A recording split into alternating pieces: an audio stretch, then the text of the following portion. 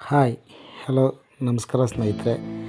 ನಾವಿವತ್ತು ಮಂಡ್ಯ ಜಿಲ್ಲೆ ಶ್ರೀರಂಗಪಟ್ಟಣದ ಹತ್ತಿರ ಇರೋ ಕರ್ನಾಟಕದ ಪಕ್ಷಿಕಾಶಿ ಎಂದೇ ಹೆಸರಾಗಿರುವ ರಂಗನತಿಟ್ಟು ಪಕ್ಷಿಧಾಮಕ್ಕೆ ಹೋಗಿದ್ವಿ.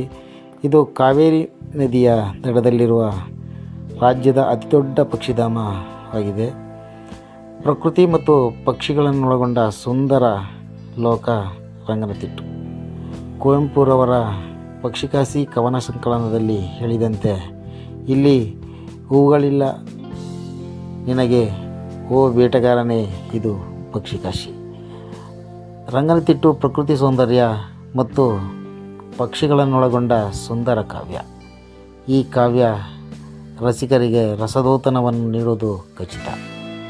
ಸಮಯ ಮತ್ತು ರಸದೌತಣವನ್ನು ಆಸ್ವಾದಿಸುವ ಮನಸ್ಸು ಇರಬೇಕಷ್ಟೆ.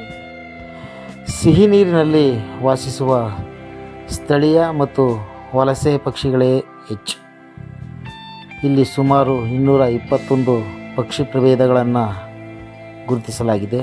67 ಹೆಕ್ಟೇರ್ನಷ್ಟು ವಿಸ್ತೀರ್ಣದ ಪ್ರದೇಶದಲ್ಲಿ ಸ್ಥಾಪಿತವಾಗಿದೆ.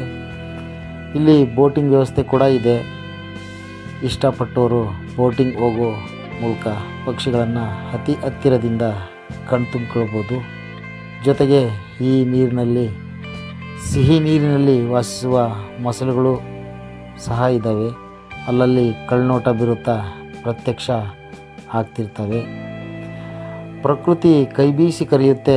ಹೋಗೋ ಮನಸ್ಸು ಮತ್ತು ಸೌಂದರ್ಯ ಆಸ್ವಾದಿಸುವ ಹೃದಯ ನಿಮ್ಮದಾಗಬೇಕು ಅಷ್ಟೆ. ನೀವು ಕೊಡುವ ಹಣಕ್ಕೆ ಖಂಡಿತ ಮೋಸ ಆಗಲ್ಲ. ದಯವಿಟ್ಟು ಒಮ್ಮೆ ಭೇಟಿ ಕೊಡಿ. ಜೈ ಹಿಂದ್, ಜೈ ಕರ್ನಾಟಕ ಮಾತೆ.